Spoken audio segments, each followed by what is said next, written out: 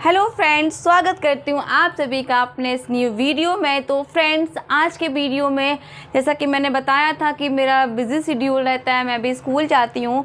तो फ्रेंड्स, थोड़ा जब समय मिलता है तो मैंने सोचा कि जो केंद्रीय विद्यालय का जो आपका महत्वपूर्ण टॉपिक है, मैंने एक दो इंटरव्यू दिए हैं गेस्ट टीचर के लिए। तो उसमें मोस्टली रचना के आधार पर वाक्य बहुत ज़्यादा प्रश्न पूछा जाता है कि वाक्य क्या है, रचना के आधार पर वाक्य कितने प्रकार के होते हैं। तो फ्रेंड्स, आज मैं इसी पर ही डिस्कस करूंगी कि वाक्य क्या है, रचना के आधार पर वाक्य कितने प्रकार के होते हैं।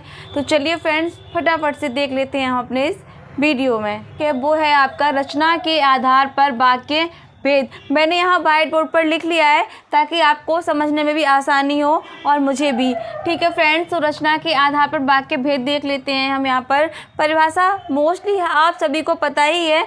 आप लोग कहेंगे बहुत सरल टॉपिक है, लेकिन कहीं ना कहीं अपने आप में ये टॉपिक बहुत महत्वपूर्ण भी है।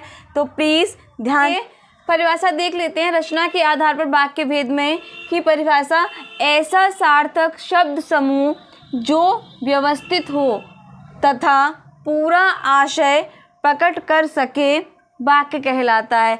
मतलब परिभाषा से समझ में आ रहा है कि वाक्य होता क्या है। ऐसा सार्थक शब्द समूह जो व्यवस्थित हो तथा पूरा आशय प्रकट कर सके वाक्य कहलाता है। यानी कि ऐसे सार्थक शब्द समूह जो पूरे एक क्रम में व्यवस्थित हों और जिनका कुछ मतलब हो, जिनका कुछ हल निकले, जैसे पूरा आशय प्रकट कर सके, क्या कहलाते हैं? वाक्य कहलाते हैं। वहीं हम वर्ण और अक्षर को लिखते हैं तो अलग अलग होते हैं, ठीक है। वहीं हम जब उसको एक वाक्य में लिख देते हैं तो वो क्या बन जाता है? सार्थक शब्द समूह और व्यवस्थित वाक्य बन जाता है और उसका कोई मतलब भी होता है, ठीक है। आगे देखते हैं। कर्ता और क्रिया पक्ष के अनुसार वाक्य के दो पक्ष माने जाते हैं। तो फ्रेंड्स, कर्ता और क्रिया के अनुसार वाक्य के दो पक्ष माने गए हैं। कौन कौन से? मैंने यहाँ लिखा है उद्देश्य और विधेय। वाक्य के ये दो पक्ष बेहद महत्वपूर्ण हैं, उद्देश्य और विधेय। उसके बाद देख लेते हैं हम उद्देश्य में क्या हो सकता है। वाक्य में जिसके बारे में कुछ कहा गया हो, यानी कि जो वाक्य है और जिसके बारे में कुछ कहा गया हो, उद्देश्य कहते हैं। वहीं हम उदाहरण हम इसके नीचे देखेंगे। वहीं हम देख लेते हैं उद्देश्य किसमें? विधेय में। तो फ्रेंड्स, वहीं विधेय में देख लीजिए। उद्देश्य के विषय में जो कुछ कहा जाए, हमने उद्देश्य में क्या देखा था कि वाक्य में जिसके बारे में, तो हम यहाँ पर मेंशन करेंगे वाक्य में जिसके बारे में कुछ कहा गया हो, ठीक है। वहीं हम विधेय में देखेंगे कि उद्देश्य के विषय में जो कुछ कहा जाए उसे हम क्या कहते हैं? विधेय कहते हैं, ठीक है फ्रेंड्स। तो अच्छे समझ में आ रहा होगा। तो यहाँ पर देखिए उदाहरण में मोहन बीमार है, ठीक है। ये क्या बन गया? एक वाक्य बन गया। अब हमें ये देखना है कि इस वाक्य में उद्देश्य क्या है और विधेय क्या है। तो मोहन क्या है?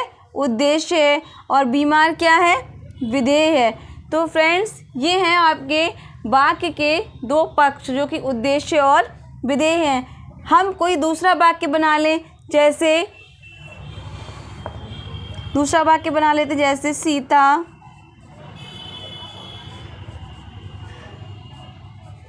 पढ़ाई करती है, ठीक है। तो यहाँ पे उद्देश्य क्या हो जाएगा? सीता। सीता क्या है फ्रेंड्स? यहाँ पर उद्देश्य। वैसे ही पढ़ाई करती है, क्या हो जाएगा आपका? विधेय।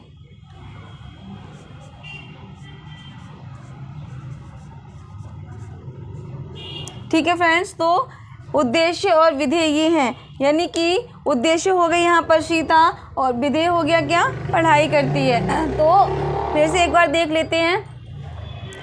ऐसा सार्थक शब्द समूह जो व्यवस्थित हो तथा आशय उसका पूरा प्रकट करे, क्या कहलाता है? वाक्य कहलाता है।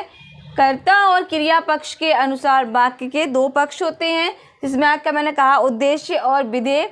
उद्देश्य में क्या होता है, वाक्य में जिसके बारे में कुछ कहा जाए वो क्या होता है, उद्देश्य। वहीं विधेय में क्या होता है कि उद्देश्य के विषय में कुछ कहा जाए तो क्या हो जाएगा आपका विधेय। ठीक है, तो आपका विधेय हो जाएगा। मोहन क्या है यहाँ पे, उद्देश्य, और मोहन के बारे में क्या कहा जा रहा है कि वह बीमार, तो क्या हो गया, विधेय। अब सीता पढ़ाई करती है, सीता क्या है यहाँ पर, उद्देश्य है। वहीं विधेय क्या है, पढ़ाई करती है, यानी कि सीता के विषय में कहा जा रहा है वो कि वो क्या करती है, पढ़ाई करती है। तो यहाँ पर विधेय क्या हो गया, पढ़ाई करती है। चलिए फ्रेंड्स, फटाफट से हम अब रचना के आधार पर वाक्य कितने प्रकार के जानते हैं, सरल, संयुक्त और मिश्र, जो कि बेहद महत्वपूर्ण है। एक क्वेश्चन केबी में ये किया गया था कि आप मिश्र वाक्य बनाकर दिखाइए और उसका मतलब समझाइए कि कैसे मिश्र वाक्य हुआ। तो चलिए फ्रेंड्स, फटाफट से चर्चा कर लेते हैं हम रचना के आधार पर वाक्य कितने प्रकार के होते हैं।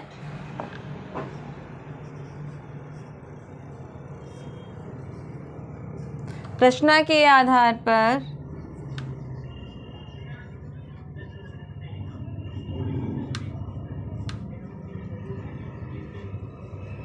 वाक्य।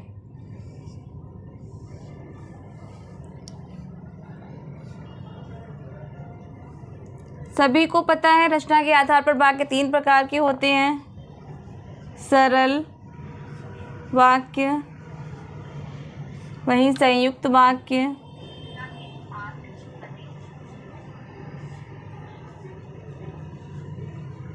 वहीं आपका मिश्र वाक्य।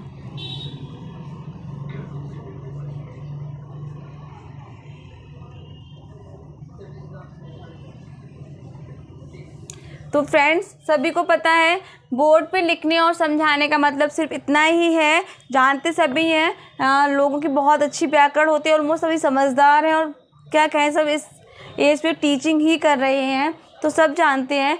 बस हमें बच्चों को कैसे समझाना है, उनको यदि समझ में आ जाएगा तो आपका शिक्षक बनना सफल है। बस इतना सा ही बताने का प्रयास है। तो सरल वाक्य, संयुक्त वाक्य, मिश्र वाक्य। अब हम देख लेते हैं कि सरल वाक्य में क्या परिभाषा हो सकती है। सरल वाक्य में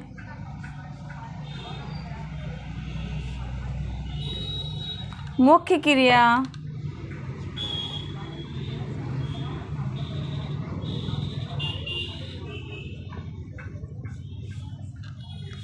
एक ही हो,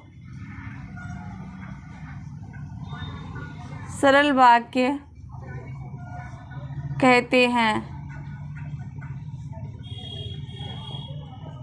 जैसे देखिए, बच्चा हंसा। ठीक है, तो यहाँ पर सरल वाक्य में मुख्य क्रिया एक ही हो, सरल वाक्य कहते हैं। जैसे बच्चा हंसा, तो यहाँ पे मुख्य क्रिया क्या है, एक ही हो रही है। क्या यहाँ पर, हंसा। बच्चा क्या है यहाँ पे, हंसा। हंसा क्या है यहाँ पर, मुख्य क्रिया एक ही है। लेते हैं फ्रेंड्स, यहाँ पे पहला हो गया है आपका बच्चा हंसा, तो मुख्य क्रिया एक ही है। जैसे वह विद्यालय जाता है, वह, ये सरल वाक्य हो जाएगा आपका, वह विद्यालय जाता है। तो यहाँ पर भी मुख्य क्रिया क्या है, एक ही हो रही है। क्या, विद्यालय जाता है। अब हम देख लेंगे दूसरा वाक्य, संयुक्त वाक्य।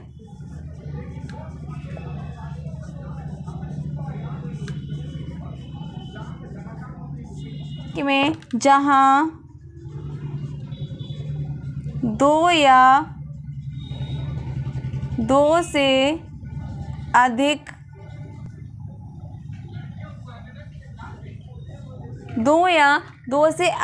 उपवाक्यों में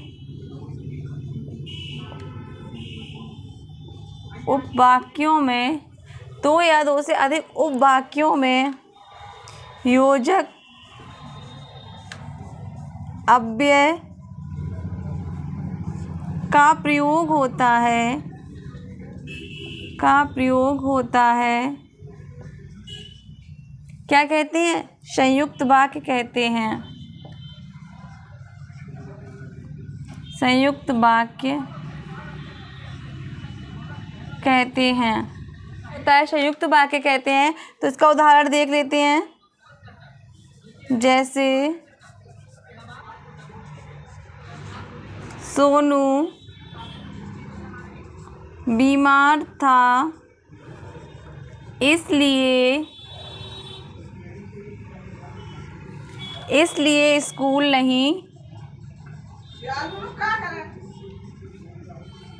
स्कूल नहीं गया। तो यहाँ पर देख लेंगे हम कि यहाँ पर जो संयुक्त वाक्य है, यहाँ पर इसलिए जहाँ पर लग गया, यानी कि इसने वाक्य को क्या किया, जोड़ दिया। संयुक्त वाक्य का मतलब क्या होगा फ्रेंड्स? सरल वाक्य में क्या था, वाक्य सीधा सीधा और सरल था। वहीं पर संयुक्त वाक्य में जहाँ दो या दो से अधिक उपवाक्यों में योजक अव्यय का प्रयोग होता है, संयुक्त वाक्य कहलाता है। तो फ्रेंड्स यहाँ पर देख लेंगे कि जैसे सोनू बीमार था इसलिए स्कूल नहीं गया। तो यहाँ पे इसलिए ने क्या किया, अव्यय या योजक को जोड़ने का, यानी कि वाक्य को जोड़ने का काम किया। संयुक्त का मतलब ही होता है कि उसको जोड़ना या उसको मिलाना। तो यहाँ पर सेंटेंस आपको बना संयुक्त वाक्य का कि सोनू बीमार था इसलिए स्कूल नहीं गया। मेरा यहाँ पर केवल आपको ये चीज़ से रूबरू कराना है कि आप इस टॉपिक को भी बहुत अच्छे से पढ़कर जाइए, चाहे आप प्राइमरी से हैं या आप जूनियर से हैं या आप पीजीटी से हैं। व्याकरण सभी के लिए हिंदी में महत्वपूर्ण है। तो मैं इतना ही यहाँ समझाना चाह रही थी कि आप इस टॉपिक को भी ध्यान में रखें, यानी कि रचना के आधार पर वाक्य भेद। मिश्र वाक्य में देख लेते हैं, जिन वाक्यों की रचना एक से अधिक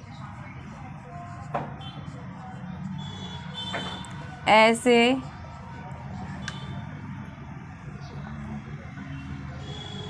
उपवाक्यों से होती है जिसमें एक उपवाक्य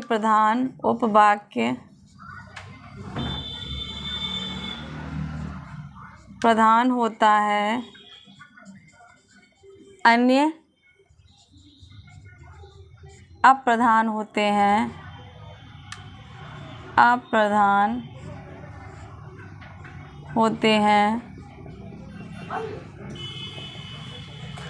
तो देख लीजिए फ्रेंड्स कि मिश्र वाक्य जिन वाक्यों की रचना एक से अधिक ऐसे उपवाक्यों से होती है जिनमें एक उपवाक्य प्रधान होता है और अन्य क्या होते हैं, अप्रधान वाक्य होते हैं। ठीक है फ्रेंड्स, जैसे उदाहरण में देख लीजिए यहाँ पर मालिक ने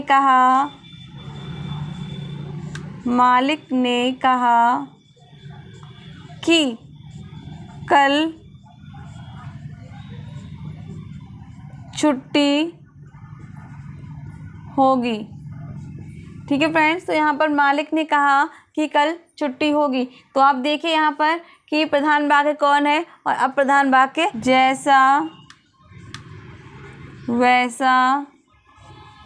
इस तरह के शब्द किसमें प्रयोग होते हैं, मिश्र वाक्य में प्रयोग होते हैं। तो फ्रेंड्स यहाँ पर समझाने का मतलब यही था कि आप इस टॉपिक को बहुत अच्छे से समझ लीजिए और अच्छे से इसको पढ़ लीजिए।